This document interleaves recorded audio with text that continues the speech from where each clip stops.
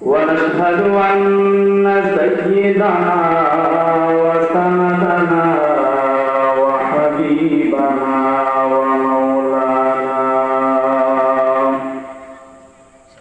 ومولانا محمدا عبده ورسوله صلى الله تعالى عليه وعلى آله وأصحابه وبارك وسلم الذي أرسله الله تعالى بالحق بشيرا ونذيرا وداعيا إلى الله بإذنه وسراجا منيرا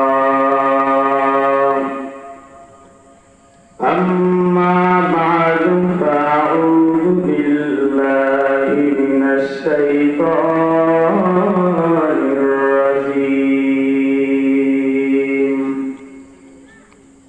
بسم الله الرحمن الرحيم يا أيها الذين آمنوا استعينوا بالصبر والصلاة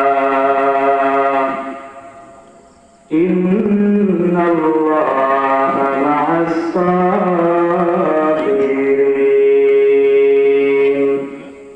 وقال النبي صلى الله عليه وسلم الدنيا سجن المؤمن وجنة الكافر صدق الله مولانا العظيم وصدق رسوله النبي الكريم ونحن على ذلك من الشاهدين والشاكرين والذاكرين والحمد لله رب العالمين. اللهم صل على محمد وعلى آل محمد كما صليت على إبراهيم وعلى آل إبراهيم إنك حميد مجيد. اللهم بارك على محمد وعلى آل محمد كما باركت على إبراهيم وعلى آل إبراهيم إنك حميد مجيد. سبحانك لا علم لنا إلا ما علمتنا إنك أنت العليم الحكيم. رب اشرح لي صدري ويسر لي أمري واحلل عقدة من لساني يفقهوا قولي. تکبیر میں کلمہ میں نماز میں اذان تکبیر میں کلمہ میں نماز میں اذان ہے نام الہی سے ملا نام محمد ہے نام الہی سے ملا نام محمد. فرماتے ہیں آدم کا مجھے خلد طریق لکھا ہوا تو باپ ملا نام محمد لکھا ہوا تو باپ ملا نام محمد. আলহামদুলিল্লাহ বাইতুল মামুর মসজিদ কর্তৃক আয়োজিত যুব সমাজের উদ্যোগে ও তাফসীর করা মাহফিল ও হালকায়ে জিকির মহদিয়ের মাহফিলের সম্মানিত সভাপতি আজকের মাহফিলের প্রধান মেহমান জনাব হযরত মাওলানা সেকান্দার আলী সিদ্দিকী সাহেব, খলিফা চরমনাই পীর সাহেব খাতিবা হুজুর, অন্যান্য ওলামায়ে কেরাম, সামনে উপস্থিত আল্লাহ পাকের আশিকিন, জাকিরিন, শাকিরিন, মুহিব্বিন, মুরাব্বিন আওয়াম, পর্দার অন্তরালের সম্মানিত মা ও বোন, সৃষ্টির স্রষ্টা মহান রব্বুল আলামিনের দরবারে লক্ষ কোটি শুকর ও সুজুদ, যে মহান রব্বুল আলামিন আমাদেরকে কবুল ও মঞ্জুর করে এলাকার ভিতর থেকে যাচাই এবং বাছাই করে দুনিয়ার জান্নাতের বাগানে গুনাহ মাফের মজলিসে আমাদেরকে আসার মতন বসার মতন তৌফিক করে দিয়েছেন, সেই মহান মালিকের দরবারে নিয়ামতের শুকরিয়া আদায় করি। সকলে দিল খুলে প্রাণ খুলে বলি আলহামদুলিল্লাহ। লক্ষ কোটি দুরূদ ও সালাম মানবতার বন্ধু সাইয়্যিদুল মুরসালিন শফিউল মুযনিবিন রাহমাতুল লিল আলামিন হযরত মুহাম্মদুর রাসূলুল্লাহ সাল্লাল্লাহু আলাইহি ওয়াসাল্লামের উপর সর্বাপরি শুকর মহান রব্বুল আলামিনের ইজ্জত ও জালালের পবিত্র জবানে মানে কোরআনুল কারীম থেকে সূরাতুল বাকারার একখানা আয়াত তেলাওয়াত করেছি। রাসূল করিম সাল্লাল্লাহু আলাইহি ওয়াসাল্লামের লক্ষ লক্ষ হাদিস সংগ্রহ থেকে ছোট্ট একখানা হাদিস তেলাওয়াত করেছি। কোরআন ও হাদিসের আলোকে সহিহ তরিকায় ঈমান আমলের নিয়তে হেদায়েতের উদ্দেশ্য করে কিছু কথা বলা ও শোনার মতন তৌফিক আল্লাহ রাব্বুল আলামিন আমাদেরকে দান করেন। সকলে বলি আমিন। মহান রব্বুল আলামিন বলেন, ইয়া আইয়ুহাল্লাযীনা আমানুস্তাঈনু বিস-সাবরি ওয়াস-সালাহ, হে ঈমানদারগণ, যারা ঈমানের দাবি করো, তোমাদের উপরে মুসিবত আসবে, মুসিবত থেকে ধৈর্য ধারণ করবে, নামাজে দাঁড়িয়ে যাবে। ইন্নাল্লাহা মা'আস-সাবিরিন, নিশ্চয়ই ধৈর্যশীলদের সাথে আল্লাহ রাব্বুল আলামিন সাথে থাকেন। তাহলে বিপদ আসবে মুমিনের বেলায়, ঈমানদারের বেলায়। যারা ঈমানদার না তাদের বেলায় বিপদ আপদ কম আসবে। আল্লাহ বলে ঈমানদারের বেলায় বিপদ থাকবে, আর বিপদ আসলেই ধৈর্য ধারণ করে নামাজে দাঁড়ায় যদি যাইতে পারেন, তাহলে বিপদ থেকে আল্লাহ রাব্বুল আলামিন আমাদের সকলকে মুক্তি দান করবেন। সকলে বলে সুবহানাল্লাহ। আজকের এই মাহফিল এটা দুনিয়ার জায়গা থাকতে পারে, কিন্তু আল্লাহ নবী ১৫০০ বছর আগে বলেন, قال رسول الله صلى الله عليه وسلم لا يقعد قوم يذكرون الله إلا حفتهم الملائكة غشيتهم الرحمة ونزلت عليهم السكينة وذكرهم الله في من عنده أو كما قال النبي صلى الله عليه وسلم। আল্লাহ নবী বলেন, এ দুনিয়ার মানুষ মাথারে, দুনিয়ার কোন জায়গায় যদি আল্লাহ পাকের জিকির করা হয়, কোরআন হাদিসের আলোচনা করা হয়, ওটা দুনিয়ার কোন জায়গা নয়, ওটা আল্লাহ রাব্বুল আলামিন জান্নাতের বাগান বানায় দেয়। জোরে বলেন সুবহানাল্লাহ। তা আমরা এখানে যারা বসা আছি, নিশ্চয়ই ধরে নেন আল্লাহর নবীর হাদিসের অনুমতি আমরা সবাই এখন জান্নাতের বাগানে আছি। কোথায় আছি বলে? আল্লাহ নবী অন্য হাদিসের ভিতরে বলে, তোমরা যখন জান্নাতের কিনারা দিয়ে যাইবা তখন জান্নাতের ফল ভক্ষণ করবা। সাহাবায়ে কেরাম জিজ্ঞেস করেন, ইয়া রাসূলুল্লাহ, ইয়া হাবিবাল্লাহ, জান্নাতের ফলটা আবার কি?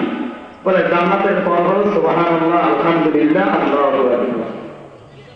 তা আমরা এখানে যারা বসা আছি, জান্নাতের বাগানে বসতে পেরেছি, আর এখানে বসলে আল্লাহ রাব্বুল আলামিন অতীতের জীবনের সব গুনাহগুলো আল্লাহ মাফ করে দেন। বলে সুবহানাল্লাহ। বসলেই সগীরা গুনাহ মাফ হয়ে যায়, আখিরে মোনাজাত পর্যন্ত ভাইয়া যদি তওবা করে এখান থেকে বাইরে যেতে পারে, ইনশাআল্লাহ আল্লাহ রাব্বুল আলামিন আমল নামা একেবারে গুনাহ মুক্ত করে দেবে। সকলে বলি সুবহানাল্লাহ। তা আমরা এখানে যারা আসতে পেরেছি, আমরা খুশি নাকি বেজার? সবাই বলেন না, খুশি নাকি বেজার? খুশি হয় সকলে চিৎকার করে বলেন আলহামদুলিল্লাহ। আল্লাহ রাব্বুল আলামিন বলেন, ইয়া আইয়ুহাল্লাযীনা আমানুস্তাঈনু বিস-সাবরি ওয়াস-সালাহ ইন্নাল্লাহা মা'আস-সাবিরিন।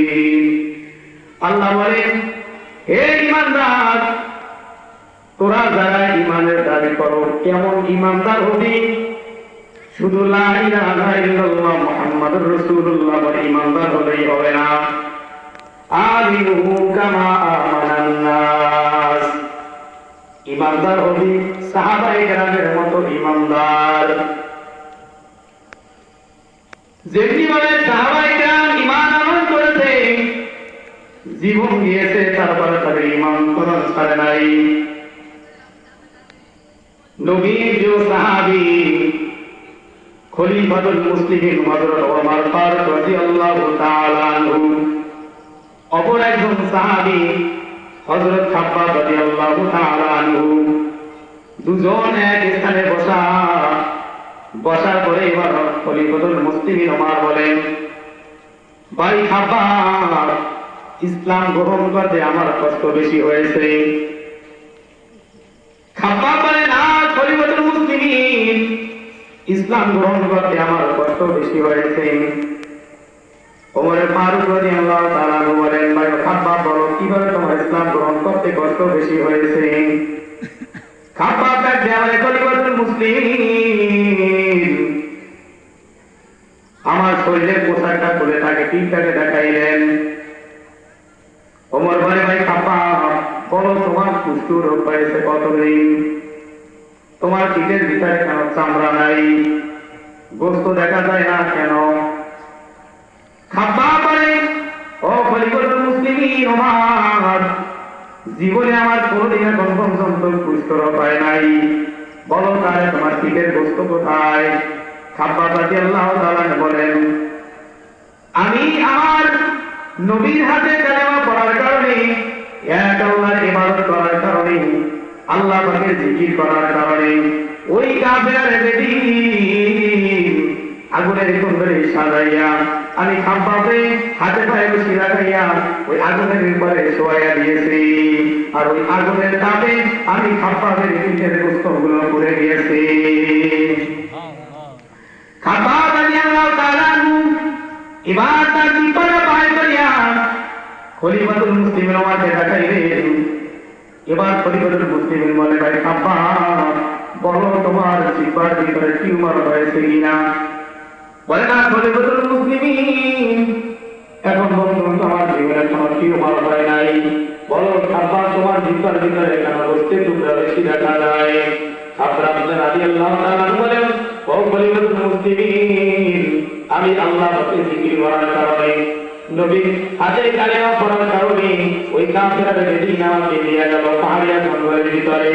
ওই পাহাড়িয়া জঙ্গলের ভিতরে নিয়ে আমার গাছের সাথে বেঁধে পাহাড়িয়া জঙ্গলের বড় বড় কাঁটালগুলো আমি খাব্বাবের জিহ্বার ভিতরে ঢুকাইয়া দিয়েছি।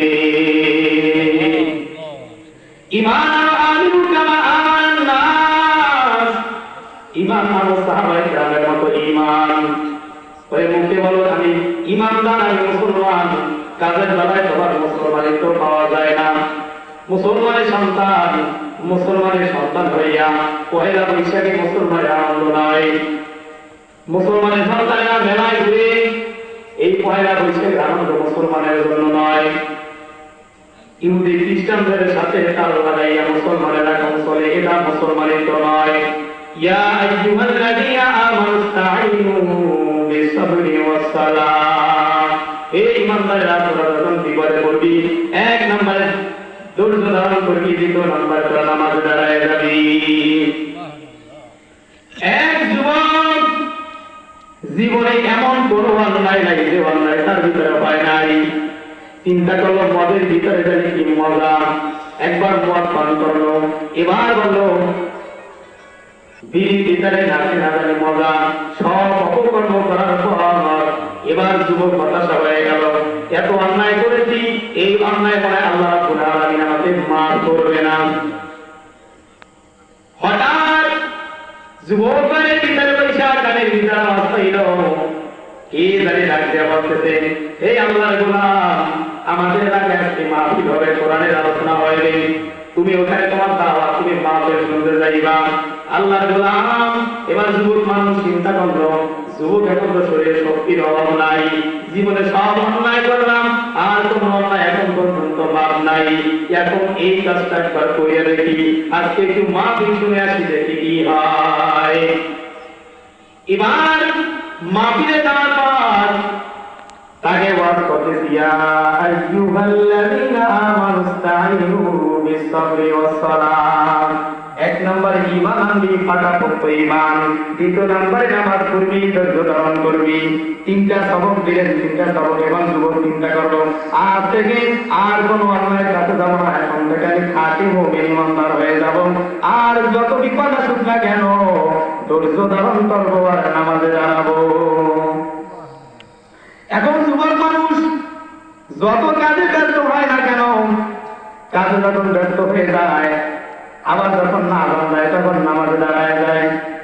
যত ব্যস্ততা আসুক না কেন নামাজ ছাড়ে না, ধৈর্য ধারণ করে। এখন যুবক বিবাহের উপনীত বয়স হয়ে গেল, এবার যুবক নামাজে শেষ করে পর আল্লাহর কাছে দোয়া করে, আল্লাহ আমার তুমি একটা নেককার বিবির ব্যবস্থা করে দাও। এবার যুবক যখন রাত্রে ঘুমায় পড়ল, ঘুমের ভিতরে স্বপ্ন দেখতেছে, আল্লাহর গোলাম যেহেতু নেককার বিবির জন্য আফতার করছো, তোমার এলাকার ভিতরে কোন নেককার কোন মেয়ে নাই, অমুক এলাকার ভিতরে তোমার পাশের এলাকায় এক আল্লাহর কোন বান্দি আছে, তাহাজ্জুদ পর্যন্ত করে খুব আল্লাহ যাও তুমি তাকে প্রস্তাব দাও, বিবাহ হয়ে যাবে। এবার যুবক প্রস্তাব দিল, বিবাহ হয়ে গেল। এখন জনসমুদ্রে থাকা যাবে না, পর্দা রক্ষার জন্য যুবক জঙ্গলের কিনারায় গিয়ে একটা ঘর উঠাইল। জঙ্গলের কিনারায় ঘর উঠাইল যুবক, ঘর উঠাইয়া এখন ওখান থেকে ছোট্ট একটা চাষাবাদের অন্যের বাড়ি কাজ দিল। ওখান থেকে যা পায় তাতে কিছু টাকা কামায়, খায় আর কিছু টাকা জমা রাখে। কিন্তু যুবক যত কাজে ব্যস্ত হোক না কেন, যখন আযান হয় আল্লাহর গোলাম নামাজ পড়ে না, নামাজে দাঁড়ায় যায়। এখন যুবক একদিন চিন্তা করলো, বৃহস্পতিবার দিন বিকালে কাজে বসে বসে চিন্তা করলো, আগামীকাল একটি শুক্রবার, জুমার দিন। জুমার দিনে আল্লাহ রাব্বুল আলামিন বলতেন, এই ইমানদারেরা তোরা আযানের সাথে সাথে নামাজের জন্য মসজিদে দৌড়ায় যা, আযানের পরে আর কোনো কাজ করবি না। এবার যুবক চিন্তা করলো, বৃহস্পতিবার দিন শুক্রবার যখন উপনীত হয়ে গেল, 12টার আগে আযান হওয়ার আগে যুবক কাজ কমপ্লিট হয়ে গেল। কমপ্লিট হওয়ার পর যুবক যখন না আযানের অপেক্ষায় রইল, যখন আযানটা দিল, ঘর থেকে বিবির কাছ থেকে বিদায় নিয়ে রওনা হয়ে বিবি সালাত নামাজের জন্য রওনা হয়ে গেলাম। যুবক মানুষ এবার ঘর থেকে যখন বাইরে হলো, বিবির এক দেওয়ালে স্বামী দাঁড়াও, কি ব্যাপার বলো?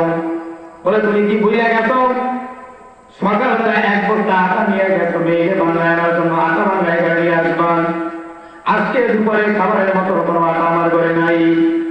এখন যদি তুমি নামাজে যাও, 3 দিন সরকারি ছুটি, আর তোমার 3 দিনের ভিতরে মেয়ে খুলবে না, তুমি যাও নামাজে যাও, কোনো বাধা নাই, আগে আটার বস্তা আইয়া তারপরে নামাজে যাও। কয় নম্বর বিপদে পড়ছে? 1 নম্বর বিপদে পড়ছে কি, যদি নামাজ যায় তো 3 দিন না খাই থাকতে হবে। এখন যুবক চিন্তা করলো, আটার বস্তা আনতে যাবো নাকি নামাজে যাবো? যদি আটার বস্তা আনতে যাই নামাজ পাবো না, নামাজ থেকে আটা পাবো না, 3 দিন না খাই থাকতে হবে। চিন্তা করে গেলাম, এক কদম দু কদম সামনে আগায়। কিতাবের ভিতরে বন্ধার নাম হলো আব্দুল আজিজ। কিছু দূর যাওয়ার পরে এক ছোট্ট বাচ্চার দাঁড়াও, কই যাও? বলে আমাদের যাই। বলে আমার জাতি ঘর থেকে তোমার স্ত্রী খবর পাঠাইছে, তোমার নাকি একটা দুধের গাড়ি আছে, দুধের গাড়িটা রশি সিরিয়া জঙ্গলায় পালায় গেছে। এখন যদি না যাও বনের ভাগ মিলে তোমার গাড়িকে আক্রমণ করবে, খেয়ে ফেলবে। কিন্তু নামাজে যাওয়া বাধা নাই, নামাজে যাওয়া থাকলে গাড়িটা আইনা তারপরে নামাজে যাও।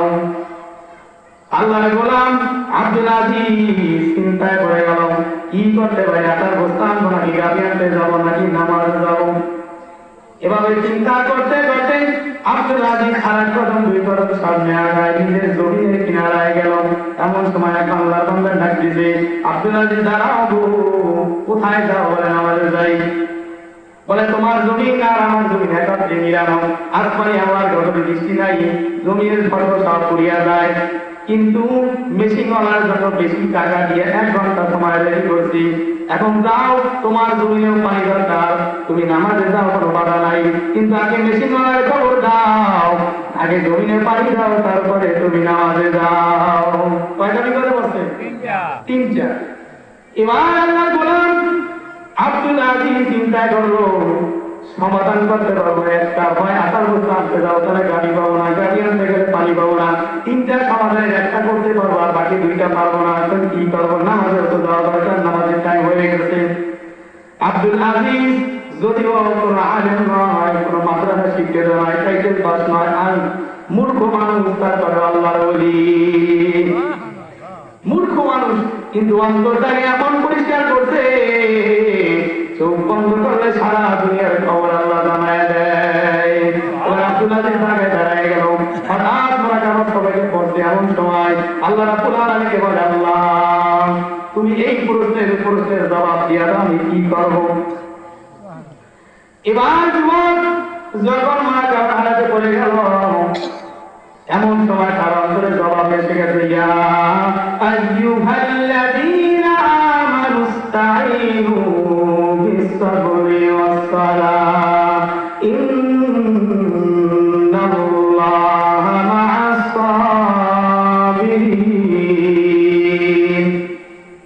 এই যুবকেরা শুনতে দাও, আল্লাহ তো বলছে বিপদ আসবে, ধৈর্য ধারণ কর, নামাজে দাঁড়ায় যাও, নামাজটা শেষ করবি, এমন সময় আল্লাহ তো সব বিপদ থেকে মুক্তি দিয়া দিবি। এবার যুবক চিন্তা করে, আমার আশা করতাম দরকার নাই, আমার গাড়িও দরকার নাই, আমার পানি দেওয়ার দরকার নাই, আল্লাহ বলছে নামাজ পড়তে, আমি নামাজে যাবো, সব ব্যবস্থা করবে কি? সবাই জোরে বলেন, ব্যবস্থা করবে কি? সেই আল্লাহ এখন আসে না নাই? যে আল্লাহ মুসা নবীকে ফিরআউনের হাত থেকে রক্ষা করলো, ইব্রাহিম নবীকে নমরুদের হাত থেকে রক্ষা করলো, সেই আল্লাহ এখন আসে না নাই? এত ভয় কিসের, এত ভয় কিসের? আজকে আমাদের ঈমান মজবুত নয়, এজন্য আমরা মুসলমান পদে পদে মার খাচ্ছি। আমরা এখন যদি ঈমানটাকে মজবুত করতে পারি, আর শেখ সাহাবায়ে কেরামের দল মত অনুসরণ করে এখনো যদি আমরা স্লোগান দিই, আমাদের মুসলমানের মার যাওয়ার মতো এখনো দুনিয়ায় কোনো বান্দার জন্ম হয় নাই। ঈমান আছে এখনো, কিন্তু আমরা তো এখানে ঘুষঘুষ, ওখানে ঘুষঘুষ, ঠিক না? একজন আছে জিকির নিয়ে, আর একজন আছে নামাজ নিয়ে, আর বাকি কোনো আমাদের খবর নাই। হ্যাঁ, নামাজ পড়তে হবে, জিকির করতে হবে, রাসূলের সুন্নাত মানতে হবে, আবার যখন রাসূলকে কেউ গালি দিবে, কোরআনের বিরুদ্ধে কথা বলবে, তখন আবার সেই নামাজি ব্যক্তিরাই আবার মসজিদ ছেড়ে সবাই মাঠে ময়দানে নামতে হবে, ঠিক কি না? বলে নামতে হবে না? আপনার ঈমান শুধু কি ইসলামী বেরিয়ে নামাজের ভিতরে জিহাদ করবে কারা? বাতিলের বিরুদ্ধে কথা বলবে কারা? বুঝেন নাই কথা? হ্যাঁ, প্রত্যেকটা ইসলামের আমল। ইয়া আইয়ুহাল্লাযীনা আমানুস্তাঈনু বিস-সাবরি ওয়াস-সালাহ। ওই যুবক এবার সব বিপদ ফলায় নামাজে চলে গেল। নামাজ শেষ করার পর যুবক চিন্তায় পড়ে গেল, আল্লাহ 3টা মুসিবত রয়েছে, তোমার কাছে আসছি, নামাজে আসছি, ও আল্লাহ আমি তোমারে ভুলি নাই, তুমিও আমারে ভুলবা না। নামাজ শেষ করে দোয়া করে যখন বাড়িতে আসবে, বাড়িতে আসার পরে দেখে যে বিবি আকার চিন্তায় ব্যস্ত, সেই বিবি রুটি বানায় আবার স্বামীর জন্য অপেক্ষা করতেছে। ঘরের কিনারায় গরুর ঘরের দিকে তাকায় থাকে, গরুটা ঘরের ভিতরে দাঁড়ায় আছে, মনের আনন্দে একটা দৌড় মারছে, পানির কিনারায় গিয়ে দেখে জমিনটা আল্লাহ রাব্বুল আলামিন পানির দ্বারা ভরপুর করে দিছে। সুবহানাল্লাহ, জোরে বলে। এখন খুব মনে আনন্দ, নামাজ পড়লাম, আদার বস্তু আনলাম না, গাড়ি আনলাম না, পানি দিলাম না, এগুলোর ব্যবস্থা করবো কি? এখন ডাক দেওয়া বলে, বিবি কি হলো? আমি তো দাঁড়িয়ে একটু গরম। বিবি ডাক দেওয়া বলে, স্বামী আমার, যখন তুমি নামাজে চলে গেছো, আমি যাই নামাজ বিছাইয়া আল্লাহর দরবারে দোয়া করেছি, আটার বস্তা কেমনে পাইলাম? বলে আমাদের পাশের ঘরে এক ব্যক্তি, সেও গেছে মিলে আটা ভাঙা আনার জন্য, ওখান থেকে আটা ভাঙে আসার সময় ঘরে এসে দেখে আমাদেরটা নিয়ে এসে ভুলে আমাদের কেমন করে নাই, আমাদের আটার বস্তা আমাদের ঘরে ফিরে দিছে। বলে ওখানে একটা ভাগ আমাদের গাড়িটা এমন দূরে দৌড়াই মারছে, গাড়িটা আমাদের ঘর কিনে আমাদের ঘরে পৌঁছে দিতে। পানি কেমনে পাই যাবে? বলে পানির কলওয়ালা পানি ছাড়িয়া রোদের তাপে ঘুমায়া পড়ছে। যে জমিনে পানি দিছে ওই জমিনটা ভরপুর হইয়া আমাদের জমিনটা আল্লাহ পানি দ্বারা ভরপুর করে দিছে। সবাই চিৎকার করে বলে সুবহানাল্লাহ। আল্লাহ আমাদের সেরকম সাহায্য করতে পারে কি পারে না? আরো জোরে বলেন, পারে কি পারে না? তাহলে আমাদের এক নাম্বার কি করতে হবে? আমরা খাঁটি ইমানদার হতে হবে। কি হতে হবে? সবাই বলেন খাঁটি ইমানদার। সবাই বলেন কি হতে হবে? ইমান শব্দের অর্থ হচ্ছে বিশ্বাস করা। ইমান আরবি শব্দ, বাংলা অর্থ হচ্ছে বিশ্বাস করা। এখন বিশ্বাসের স্তর হচ্ছে তিনটা। ইকরার বিল লিসান, তাসদীক বিল জানান, আমাল বিল আরকান।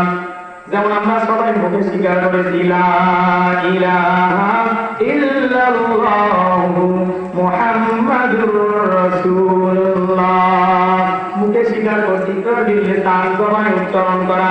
দ্বিতীয় নাম্বার হলো তাসদীক বিল জানান, অন্তরের ভিতরে এটা স্থাপন করা। আল্লাহ আছে একজন, কয়জন? সবাই বলেন কয়জন? না দুইজন? কয়জন?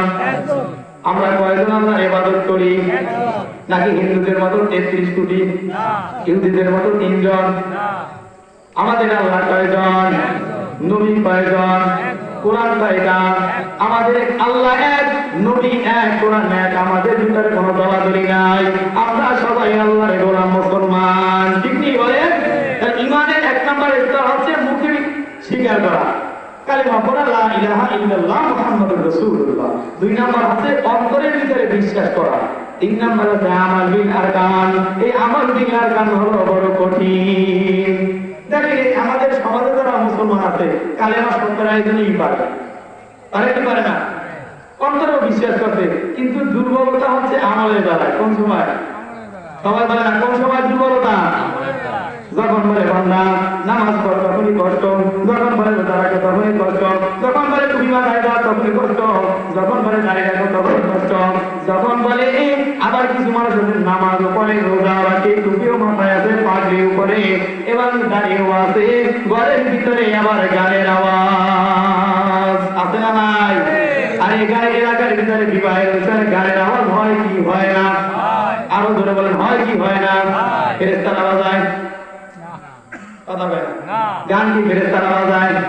আপনার আমার মতো টুপিওয়ালারা এখানে আছে না নাই? ওই গানের অনুষ্ঠান যখন বলে ও অমুকের মাইয়ের বিয়ে হয়ে বুঝবে না, অমুকের বাড়ি গিয়ে আসে গানের কথা ও আওয়াজটা তার বুঝে আসলে না। ইন্নাল্লাযীনা আমানু ওয়া আমিলুস সালিহাত, নিজে যেমন নেক আমল করবা অন্যকেও তুমি নেকের কাজের দাওয়াত দিবা, অন্যায় কাজ থেকে ফিরাবা। এটাই তো মুসলমান। এটা কি সবাই আওয়াজ বলে সেটা কি? এখন থেকে আমরা এড়ান করব, আমাদের আশেপাশে কোন বিবাহের অনুষ্ঠানে গানের আওয়াজ হতে দেওয়া যাবে? সবাই বলে না যাবে। আমরা একজনে পারবো না। ইমাম সাহেব একলা, মসজিদ সাহেব একলা, কোনো মুসল্লি একা পারবে না। এলাকার মানুষ যদি সবাই মিলে রেডি হন তাহলে সম্ভব। মুসল্লিরা সবাই হলে কি আপনার এলাকার মধ্যে যারা আছেন এরা যদি সবাই এক হন তাহলে তারা সম্ভব কি সম্ভব না? তাহলে এক নম্বর আনতে হবে ইমান। এক নম্বর কি? ইমান মজবুত করতে হবে। দুই নম্বরে ধৈর্য ধারণ করতে হবে। ধৈর্যের বয়ান তো শুনে গেলাম, কিভাবে ধৈর্য ধারণ করবেন? আল্লাহর উপরে ভরসা করবেন। কার উপরে?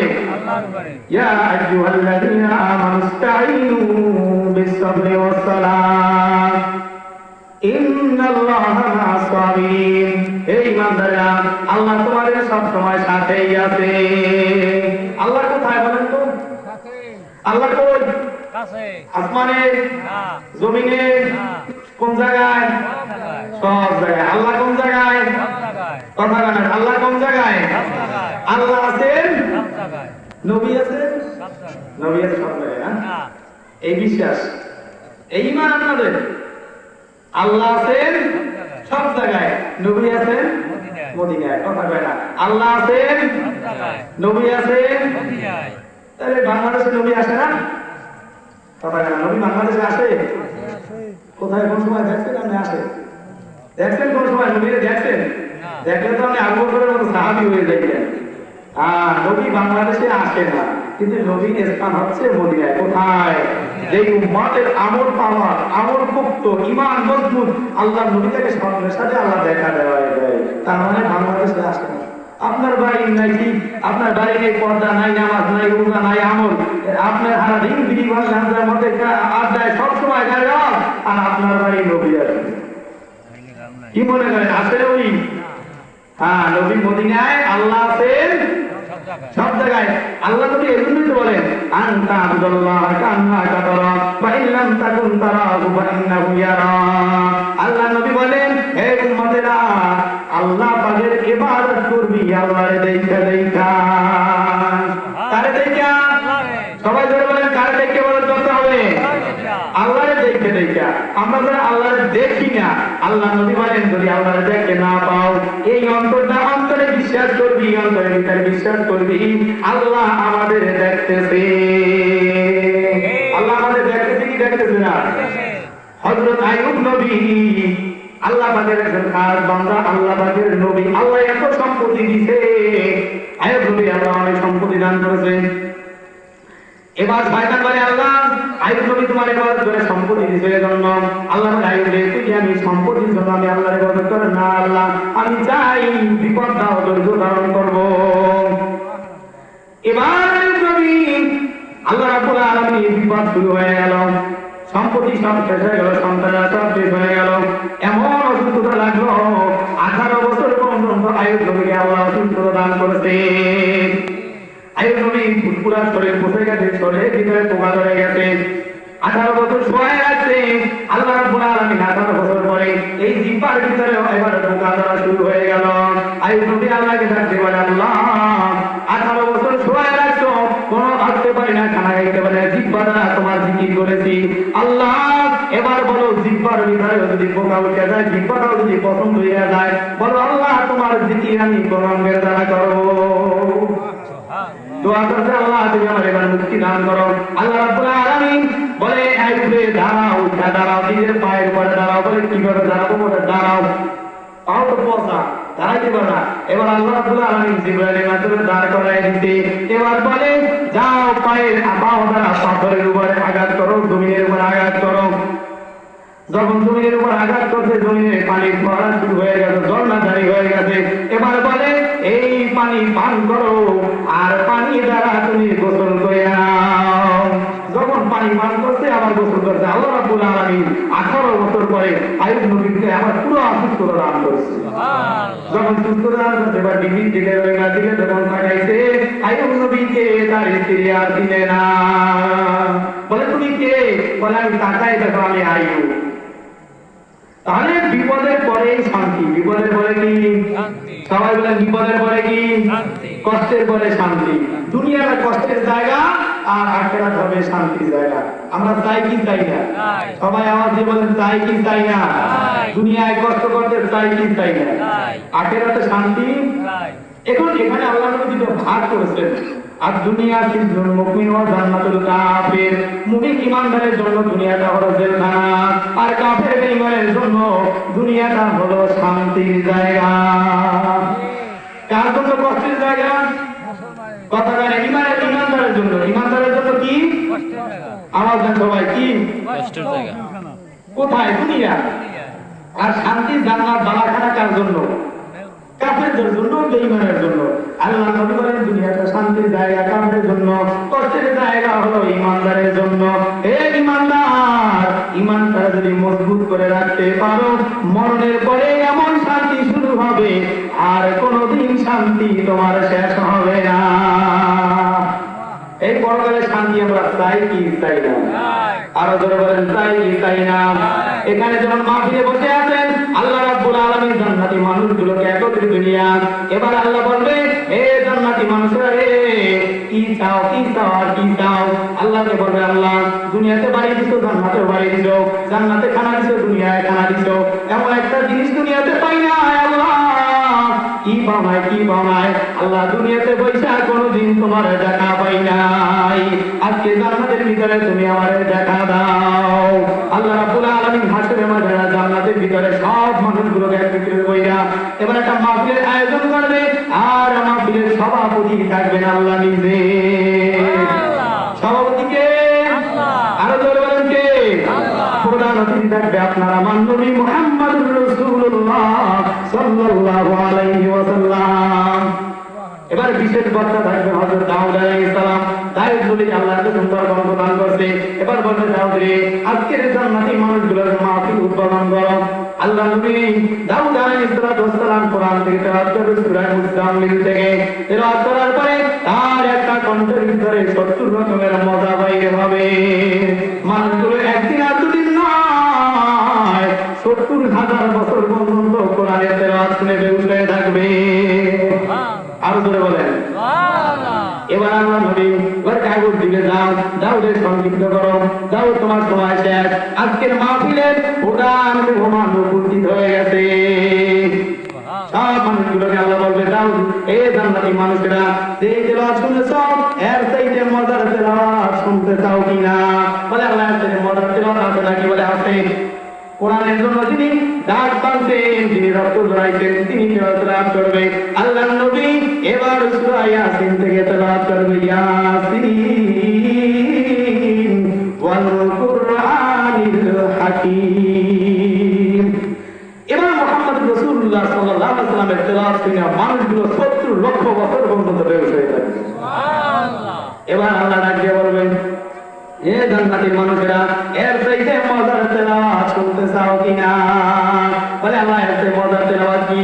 বলে যে আল্লাহ কোরআনটারে বানাইছে সে আল্লাহর কণ্ঠে তেলাওয়াত শুনতে চাও কি? বলে হ্যাঁ তাই। এবার জান্নাতি থেকে স্টাইল থেকে মনে করেন দূরের পর্দা আল্লাহ সরাই দিবে। কত একটা জান্নাতি মানুষদেরকে একটা ঠান্ডা বাতাস দিবে। আল্লাহ সব মানুষদেরকে উদ্দেশ্য করে বলবে সালামুন কাওলাম মির রাব্বির রাহিম। এবার আল্লাহ রাব্বুল আলামিন নিজে কোরআন তেলাওয়াত করবে। শুনতে চান কি চান না? আরো জোরে বলেন, চান কি চান না? এবার আল্লাহ রাব্বুল আলামিন নিজের কণ্ঠ দিয়ে তেলাওয়াত করবে।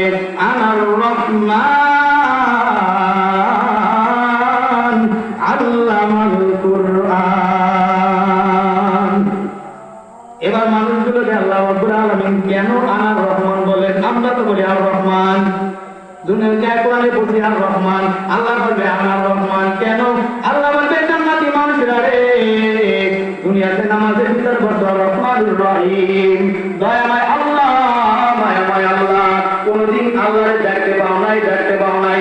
কত জায়গায় না দৌড়াইছো, মাভিরে দৌড়াইছো, চরমায় দৌড়াইছো, সাকিনা দৌড়াইছো, যেখানে কোরআনের আওয়াজ পাইছো সেখানেই দৌড়াইছো। আমি আল্লাহরে কোনদিন পাও নাই, কোনদিন পাও নাই। আজকে আমি আল্লাহই হইলাম রহমান। সেদিন আল্লাহর কণ্ঠে তেলাওয়াত শুনতে চান কি চান না? সবাই চায় না, আওয়াজের মনে চায় না। সবাই চায় কি চাই না? চাই। আল্লাহর কণ্ঠে তেলাওয়াতের কত মজা হবে আমাদের কণ্ঠ দিয়ে বোঝানোর কোনো ভাষা নাই। নবীর তেলাওয়াত এত সুন্দর ছিল, আবু জাহল বন্ধু তো নবীর ঘরে কিনারে যাই যাই কোরআন তেলাওয়াত শুনতো। আরো বলে বলেন আপনারা কি রাগ করছেন? সবাই রাগ করছেন? সুবহানাল্লাহ বলেন না, বলেন কি? আরো বলে বলেন সুবহানাল্লাহ। আল্লাহ যদি কবুল করে একটা সুবহানাল্লাহর বিনিময়ে আল্লাহ জান্নাতে পৌঁছে দিতে পারে। যদি কবুল করে এই সুবহানাল্লাহ কওয়ার মতো জিহ্বাটা তো মানে পবিত্র থাকতে হবে, ঠিক নেই? তার মাযহাবের একজন ইমাম, ইমাম মালিক রাহমাতুল্লাহ আলাইহি, নবীর একজন আশিক। যেমন আশিক ইমাম মালিক রাহমাতুল্লাহ আলাইহি 70 বছর পর্যন্ত মদিনার রওজায় কিনারায় কাটাইছেন, কিন্তু একটা সেকেন্ডের জন্য কোনোদিন পায়ে জুতা পরে নাই। প্রশ্ন করা হলো ইমাম মালিক, কেন আপনি জুতা পরেন না? হ্যালো ভাই, আমি কেন জুতা পরি তুমি জানো? আমি বহুদূর থেকে পায়ে জুতা খুলে আমি হাতে নেই কেন জানো?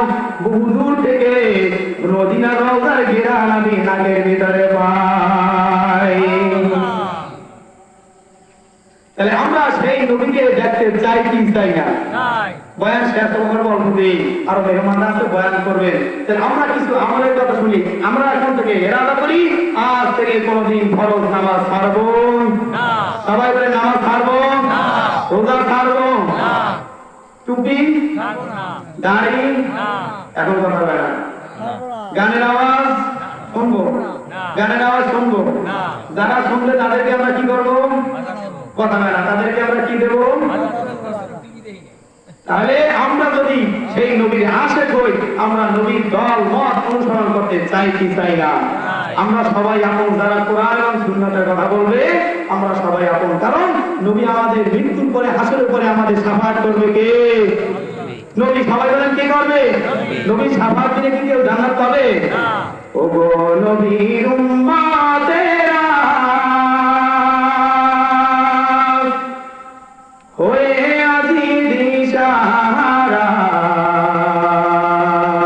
কোরআন হাদিসে চলো যখন যা চাই মনে নবী বিনে কে তারাবে কোন সিরাত মিজানে নবী বিনে কে তারাবে কোন সিরাত মিজানে চলো চলো চলো মুমিন চলো নবীর সন্ধানে নবী বিনে কে তারাবে কোন সিরাত মিজানে নবী আমার জীবন বরে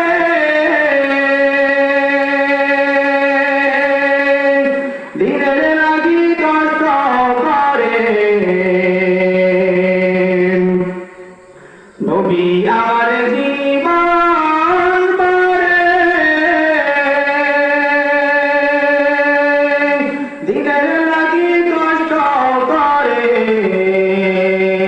দাম দান শহীদ করিলে নহুদেরই ময়দানে নবী বিনে কে তারাবে কোন সিরাত মিজানে নবী বিনে কে তারাবে কোন সিরাত মিজানে এমন এতিম নবী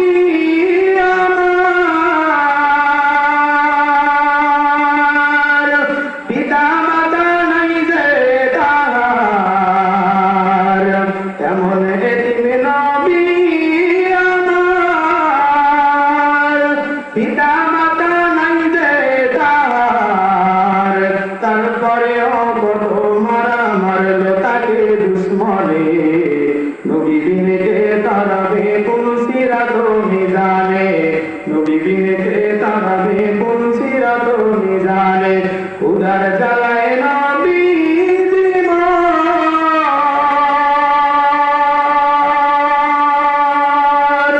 বেঁধে দিলেন পেটে পাথর উদার জ্বালায় নবী জীবন